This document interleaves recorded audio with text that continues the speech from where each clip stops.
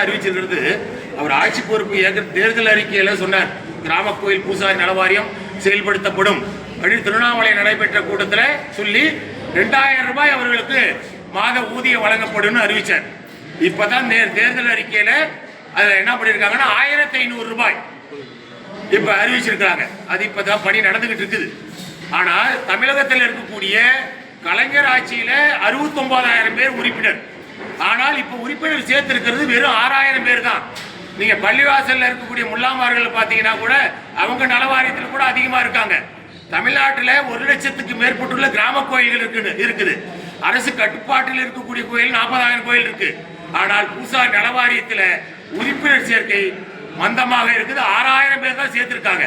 கிட்டத்தட்ட 1 லட்சத்துக்கு மேற்பட்டுள்ள பூசாரிகள் இதுல நலவாரியத்தில் உறுப்பினராக சேர்த்திருக்கணும்.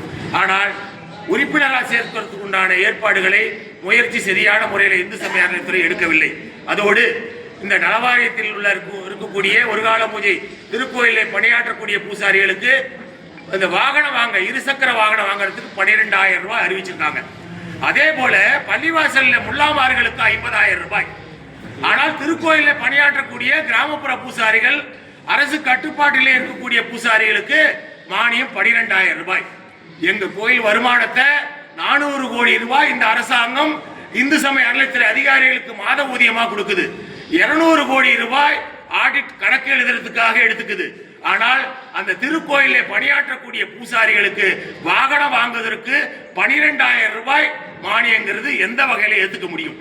பள்ளிவாசல்ல இருக்கக்கூடிய முல்லாமார்களுக்கு 50,000 ரூபாய் வழங்கும் பொழுது எங்கள் திருக்கோயில்ல ஆள் உயர ஒண்டியில் வச்சு வசூல் செய்து அந்த வருமானத்தில் இந்து சமய அறநிலையத்துறை நடந்து கொண்டிருக்கும் பொழுது அந்த திருக்கோயிலை பணியாற்றக்கூடிய பூசாரிகளுக்கு 12,000 ரூபாய் மானியம் என்பது கேலி கூத்தாக இருக்கிறது. அதே போல இந்த 12,000-ஐ 50,000-ஆக உயர்த்த வேண்டும்.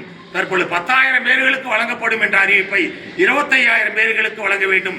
பூசாரி நலவாரியத்திலே உறுப்பினராக சேர்ந்துள்ள பூசாரிகளுக்கு 1,500 ரூபாய் ஊக்கத்தொகை வழங்கப்படும் என்ற அறிவிப்பை அதை 6,000-ஆக உயர்த்த வேண்டும். ஒரு கால பூஜை திருக்கோயிலே பணியாற்றக்கூடிய பூசாரிகளுக்கு 1,500 ரூபாய் மாத ஊக்கத்தொகை வழங்கப்படும் என்று அறிவிக்கப்பட்டுள்ளது.